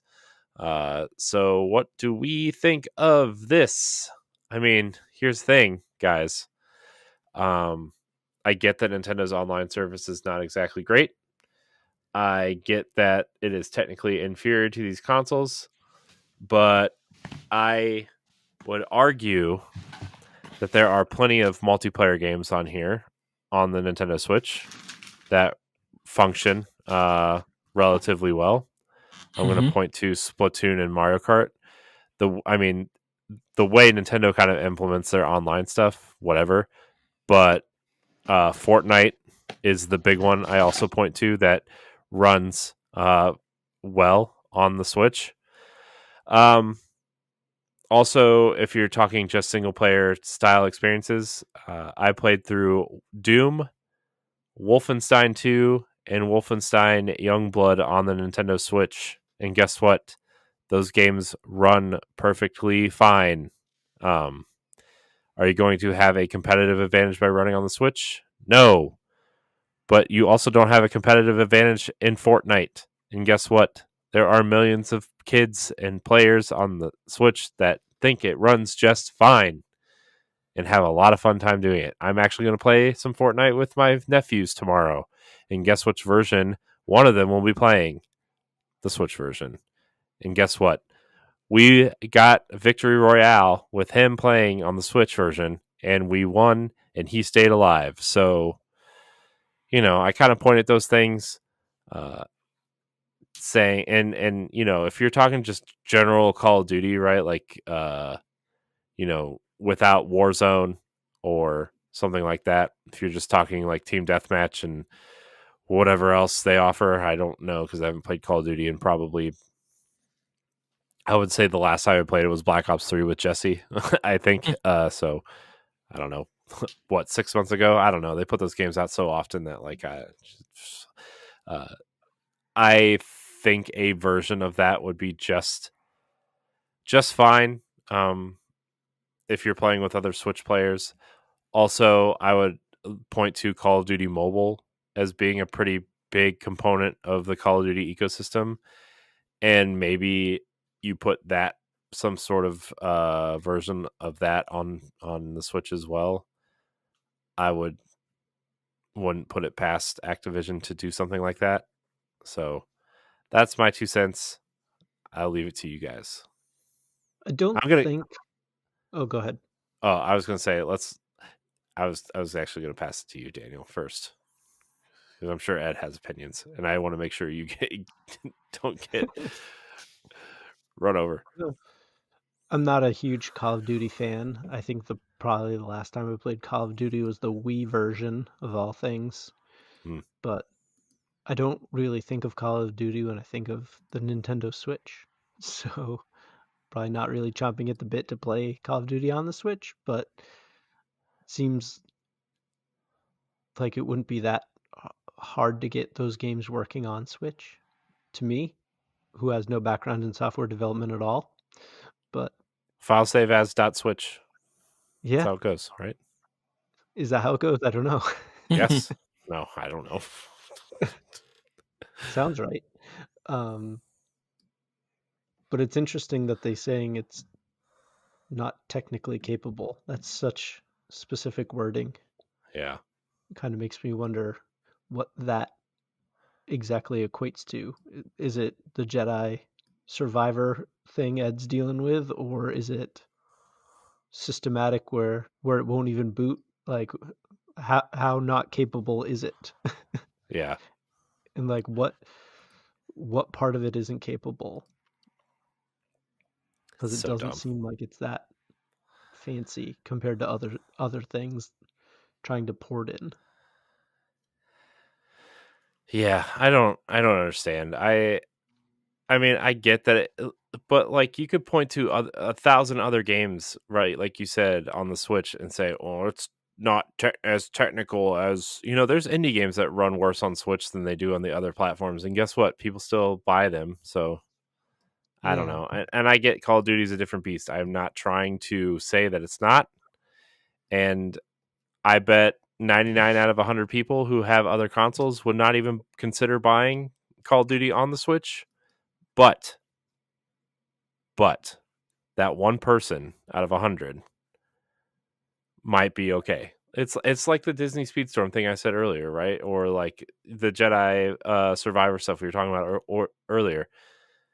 95% of the people out there probably don't care as much as we do about how a game runs. They just want to play it and have a good time and talk to their friends because they came home from a rough day at work and, they have a couple hours to burn before they go to bed, and they jump on, they throw their headset on with their friends, and they're like, hey, what are we playing tonight? Oh, Call of Duty. Oh, Grand Theft Auto or whatever, right? Madden. That's, oh, we're going to play Call of Duty. Great. What version are we playing? Oh, I got it on Switch, so I'm going to play it there. Okay, great. Nailed it. Yeah. Just here we go. Demand is the question I would have. Like, who buys the family-friendly Switch so they can run around, like, taking out Nazis or whatever? Like me, because I got Wolfenstein on it, and I Right. literally murdered hundreds of Nazis. Yeah, and you murdered them just fine. So it's hard to imagine that you couldn't murder them just fine on another game. Like, exactly. It's just so weird. Exactly. Okay. So, Nintendo doesn't make Call of Duty. Activision does. So Nintendo doesn't have to offer it. Activision makes the decision on where that series will be on whose platform. So UK, CMA. If this deal went through, Microsoft would decide where Call of Duty goes. But. Right. But CMA, since you did a 418 report and didn't do no research about that, bad on you. The cloud gaming space is not a fast growing market because a lot of people do not like cloud gaming at all. Now, Steam Deck and all of that other stuff, Ultimate with Game Pass, that's a whole different discussion. But cloud gaming is not growing fast or anything. And you didn't even mention anything about cloud gaming when it came to Call of Duty itself and Activision games. Like, even before this deal has happened or anything, this CMA didn't say anything about cloud gaming. So it really kind of feel like they just brought up some excuse just to block it. Now, how does this hurt Nintendo? Or why was Nintendo why would you go to Nintendo Switch when the contract says Nintendo platforms? The deal doesn't start until whenever Microsoft acquires it, Activision, and they want to bring a game to that platform. They don't have to bring in the Switch at all. That doesn't mess up with the 10-year deal. Once the game is released, the deal, I think once the game gets released on that platform, then the deal will start and everything. Then it'd be in effect. But I'm like, whoever said that the Call of Duty needed to run on Switch? If the CMA had a problem with that, they should have been talking to Activision, be like, why are you not putting this game on this console and everything? If Microsoft gets it, they said they're going to make sure that it's going to be equal billing like the other systems. And plus, the games that can't technically run on Switch, they've gone through cloud. Now, the cloud service name might not be up to snuff, but there's Control. There's the Kingdom Hearts collection. There's Hitman 3. Like, some of these big games that's big on other consoles that can run them, Resident Evil 7, Resident Evil Village, and everything, those are all through the cloud. And depending on how strong that cloud service is and the internet, your personal internet is, those games are offered on Nintendo Switch through the cloud and stuff. So if Microsoft, who has Azure and who really knows how cloud gaming works, they may be able to put it through their system and put it on Switch, and it may just run like butter. But the CMA would never know that. I don't think. Oh, go ahead, Corey. Oh, just to that point, Ed, like, we don't know what the specs of Nintendo's next console is. We're not talking about the Switch for the next 10 years, right? Right. Like, from everything from everything that I've heard and researched and talked to some people about, it seems like Nintendo is aiming for a spring 2025, right? Release of this, right? Of their next console. I think they're going to maybe tease it. I don't know. A lot of people seem to think Nintendo is going to tease it at the Nintendo Live event in September. I don't think they're doing that. No, the Nintendo Live event in September. That event in Seattle. Oh yeah. I don't know why you would do a tease it there. I think they're gonna. I don't know when they're gonna reveal it or tease it, but like, remember the Switch was teased 6 months before it came out, and then it came out, right? I mean, they teased it in October. They showed the trailer in November. They did a big kind of reveal in January at that Japanese event, and then it was out in March, right? That was the Nintendo Switch reveal cycle. And I think Nintendo is going to do something similar, and it's going to get even more hype because everybody loves the Switch, and it'll be at right like fall of 2024. Maybe they put a job listing out. I know, yeah, and we're gonna cover that job listing on an expansion pass, I think, because I think this kind of points to whatever their last kind of major release. My thought is that Metroid Prime 4 is going to be their Breath of the Wild, right, where it's going to cross gen. I say it's not. Well, you're an idiot if you think that. Hey, no name calling. Nope, you're an idiot if you think that. I'm just kidding, but I'm not. But I am. But I think the CMA is looking too short term at this, and also this is what happens when you have a bunch of people who did not grow up with video games, don't understand video games. I heard the term ancient old farts on the internet at one point, and along with other terms that made fun of people who are older than us. I'm not going to go that far, but like who don't understand how video games work and consoles work and generations. Like it just they're not looking to the future. They're looking at right now. And yes, the Switch is incapable of running Call of Duty Modern Warfare 2, right? But who's to say in a year and a half when their next console is out, or 2 years or whatever, it isn't capable, right? Like this thing is going to be, I would say, PlayStation 4 Pro power at worst, right? And so I don't know. I feel like I'm just rambling on about this now. But anyways, it's my opinion.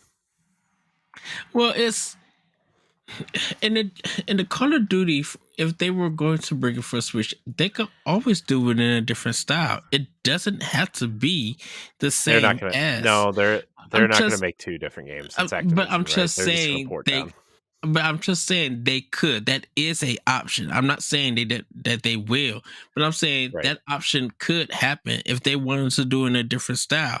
They could have. But Activision just doesn't roll like that. Activision knows where their business rely at and where they'll get their money. And apparently Nintendo is not in their, I won't say wheelhouse. Nintendo's not in their business plan. Same as EA. Nintendo's not in EA's business plan and everything.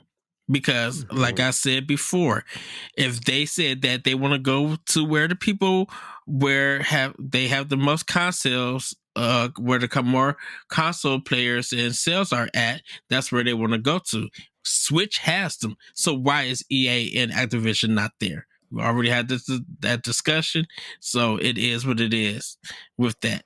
But I think the CMA really missed the mark. I mean, we know that Microsoft is going to appeal to it, and we'll just see what happens. I think the thing about it is a lot of people just want this deal to go through so they can stop hearing about this story. Like it's past its prime. Well, also, like, and I know we're spending way too much time on this story, but like, also, you don't want to see some sort of bad governing body come in and take over Activision either, like Tencent or some Chinese kind of governmental body, or the Saudi, you know, family who runs the country, because that government is not great either, right? Like, and we already know they're already own like 6% of Nintendo. It's so like it's not like, you know, they aren't always already into the video game industry, right? They own some of Capcom, and I think they bought all of SNK at some point. Like the Saudi government is kind of moving kind of forward thinking in that way, but very backwards thinking in a lot of other ways. But you don't want or even someone like the Embracer Group, which I know some people have issues with. I don't really. I think they're just kind of IP hoarding firm, and then they're going to probably sell a lot of these, right? We already saw Tomb Raider get sold off for more than they actually paid for the studios, which I actually, man, if Crystal Dynamics is not working on that Tomb Raider game, I feel so bad for them, because that just means the Embracer Group has no idea what they're doing. But besides that, right? Like, I think Microsoft is the best possible acquisition at the moment, regardless of what you think of the acquisition in general. Microsoft is the best possible solution, and I don't understand the people who don't want it to go through, except for Sony, because they're just Sony, I guess. But like, also, they what, instead of giving 30% to Activision, you're giving 30% to Microsoft. What's the difference? There's no difference for them. There's absolutely no difference at this point for Sony, right? Microsoft said they're honoring all marketing deals up through the end of the agreement. They're honoring all kinds of commitments. They've already offered to extend those deals. They've already offered to give it to them for PlayStation Plus. They've done all these cloud deals. What is I don't understand, you know, except that Sony, it kind of feels like they're being petty at this point, you know. We're going to move on to the next story, but when it comes to Sony, I think I asked LeBron, and I just asked other people around, that has to be a slap in the face to your very own developers. Why do you feel that Call of Duty is the reason why people are playing on your system, and that's the reason they have? And here you have some of the best first party games. In fact, you got a hit TV show, and that's still lesser than Call of Duty. That doesn't make no sense. You got Bungie, the creators of Halo, who got, you guys got Destiny, and that's still not good enough because you feel like Call of Duty is going to sell your system. That's it does though. Call of Duty totally sells systems. But I would feel kind of offended to be like, dude, we sold 10 plus billion and growing of games for you as a company, and we're seeing lesser than someone than our, not, I won't say competitor, but than a third party, you know, a publisher. Like, we are making you money and everything, and what it feels like, whatever we do, it's never going to be good enough because it's not Call of Duty.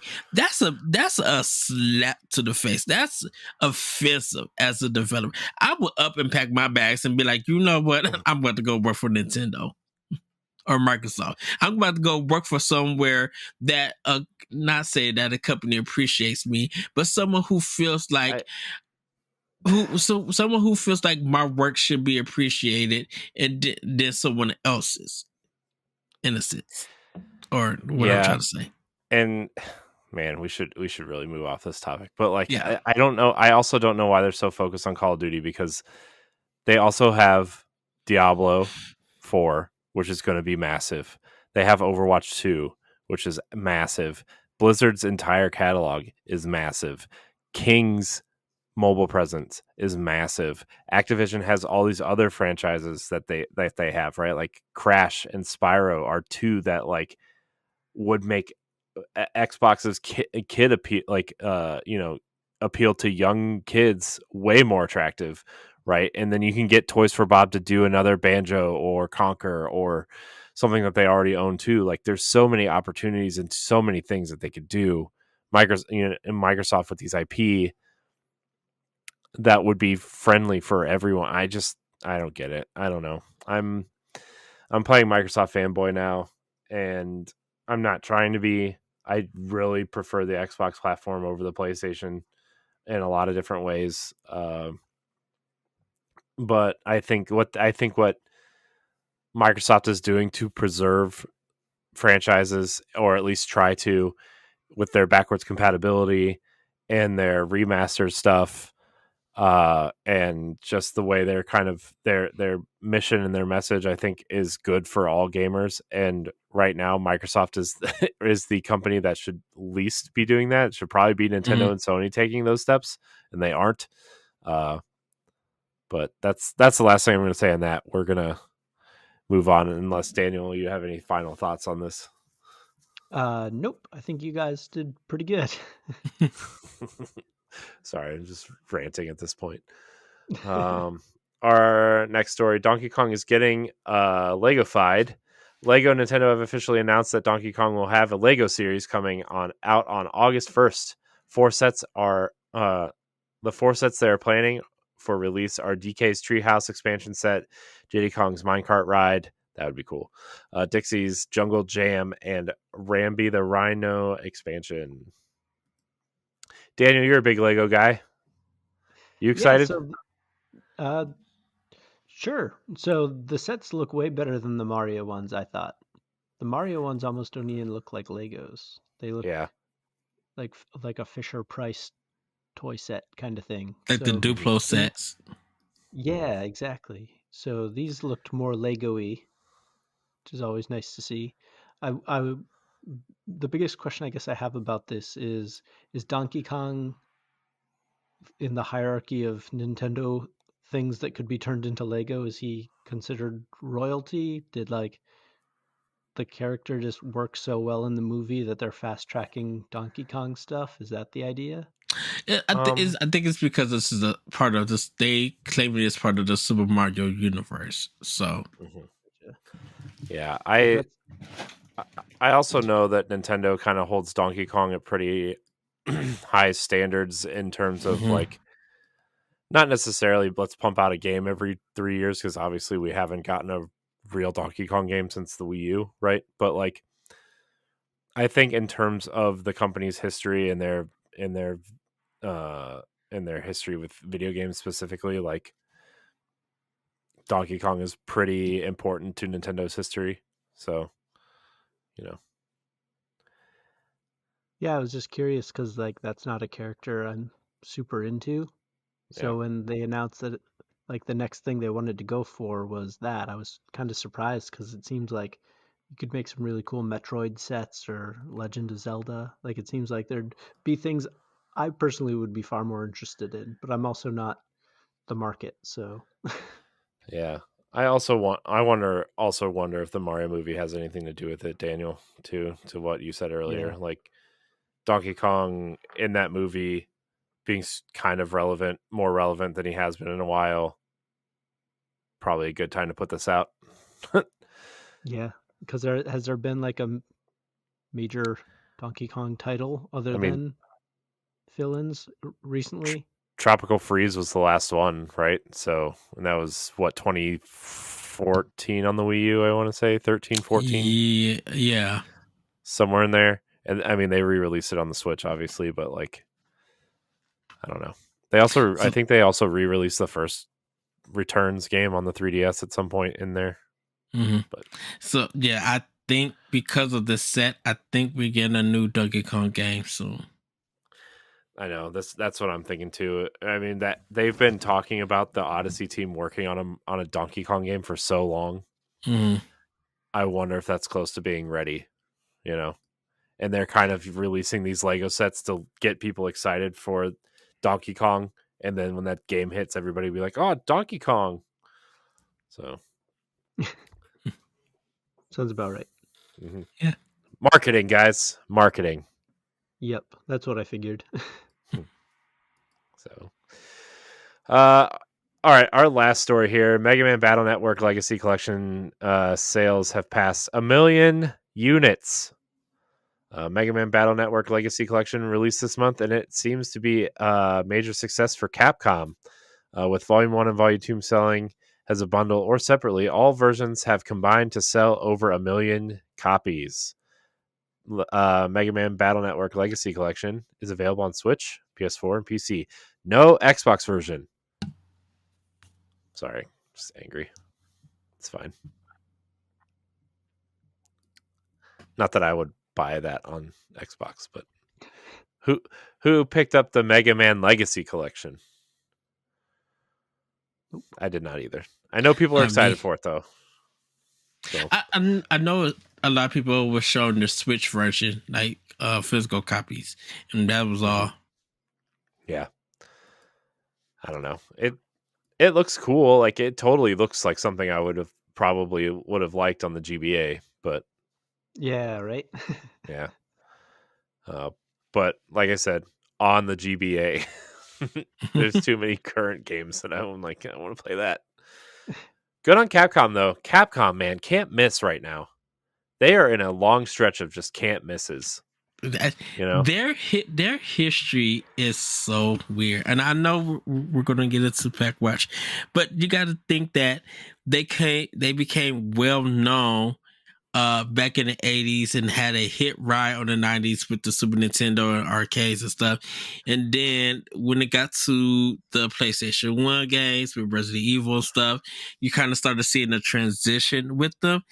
And for some unknown reason, when they kind of distanced themselves away from Nintendo and what's going on with Microsoft and Sony, definitely with like PlayStation 2 and Xbox, the 360 and PS3, they started having a hard time with games and stuff. Like they call it sequelitis, and you know, back in the day, Mega Man was the sequelitis for Capcom, but then that became Resident Evil and stuff. But you know, we had the Bionic Commando, even though the indie remake was good, the small one, that 360 PS3 version was terrible.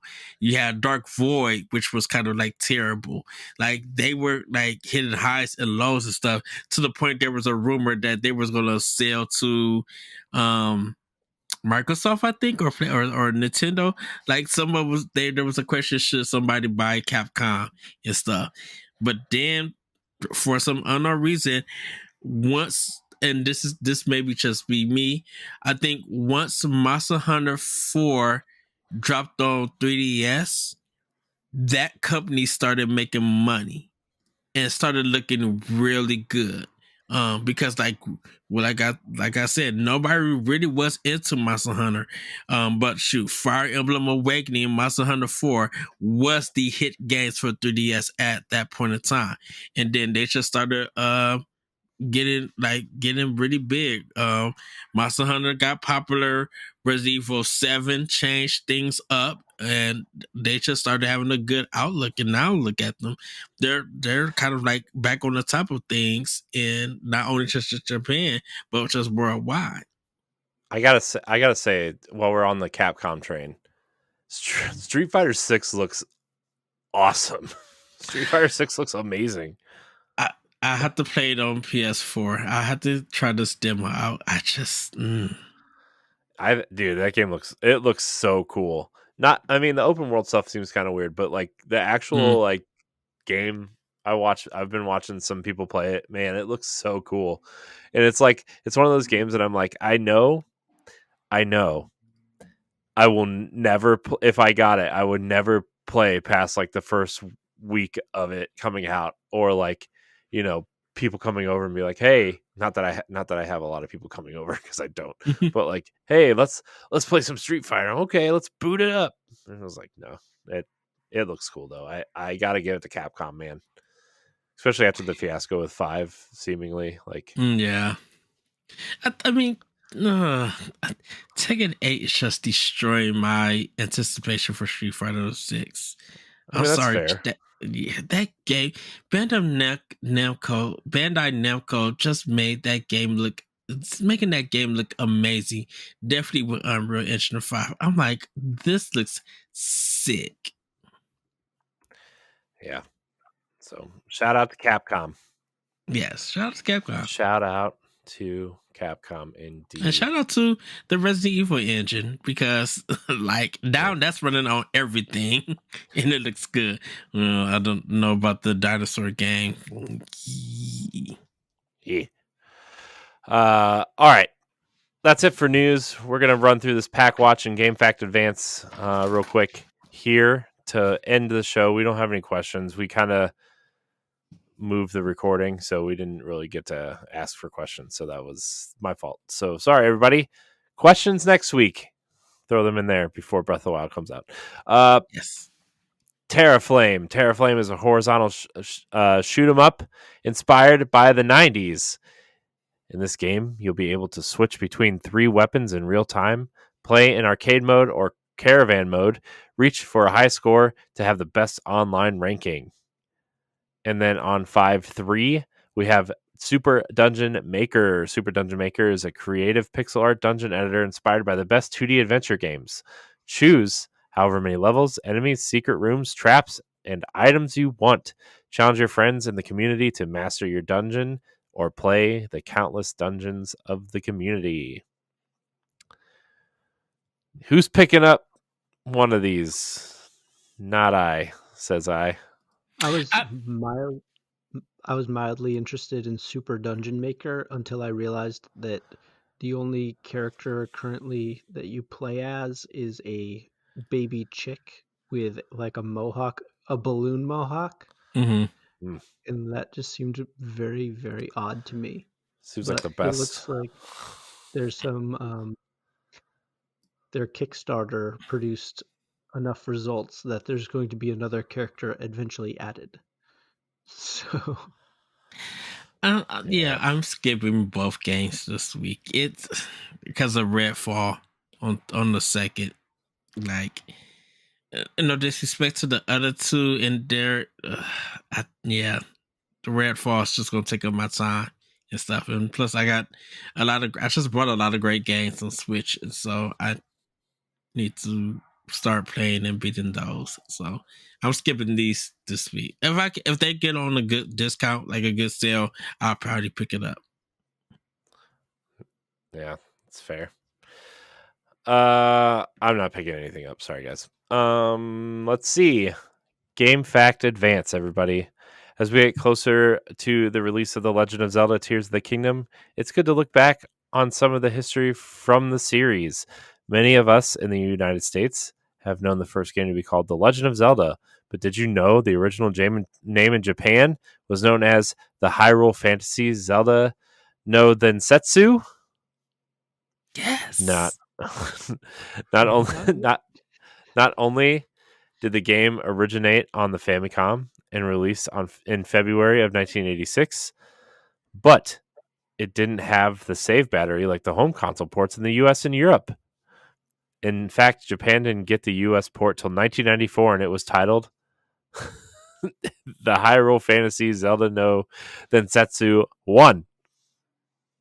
Yes. Man, good times.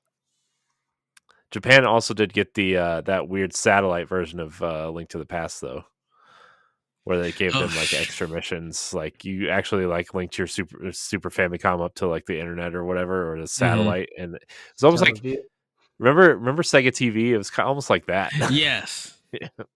Man, Sega TV was like Game Pass before Game Pass. That's how the Wily Wars for Mega Man. So glad that's on Genesis.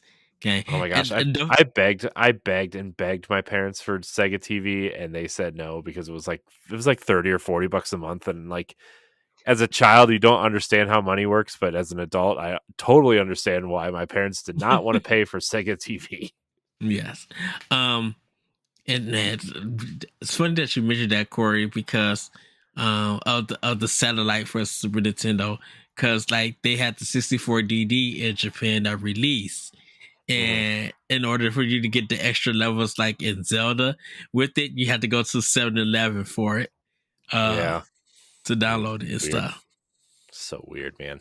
God, video games are weird. But shoot, games and snacks. That to me that makes sense. I mean, that's fair, but also, video games are weird. True. Very true. Oh man, good times though. You know, the best. Yes. Speaking of the best times, Ed, get us out of here since we've been going for 2.5 hours. Well, everybody, that's going to be it for Nintendo Pow Block. Like I said, next week we will be 2 days before the Legend of Zelda Tears of the Kingdom. So we may just have a pre-discussion about that game. We'll see how things go with news and stuff. But with that, everybody, have a great week, have a great weekend, and we'll see you next time on Nintendo Pow Block. Bye, everybody. Woohoo! Goodbye. Farewell. Nintendo Pow Block is a product of Boss Rush Media, LLC, and is recorded from our headquarters in Akron, Ohio. The show is hosted by me, Edward Varnell. My co-hosts are Corey Dirrig and Cordy Yikes. You can find Corey at I am Corey in HD on Twitter and Instagram, as well as hosting the Boss Rush Podcast and Tower Casuals, the Destiny Podcast. You can find Cordy at Cordy_Yikes on Twitter, TikTok, and Instagram. You can find me at That Richard Cole on Twitter and Instagram. Follow Nintendo Pow Block on all social media platforms at Pow Block Podcast. You can also follow Boss Rush Media and Boss Rush Network on all major social media platforms. Join the Boss Rush Network Discord and Facebook groups to interact with other friends and fans. Visit bossrush.net for more great content and patreon.com/bossrushmedia to learn how you can support this show. Thanks for listening, and we'll see you next time.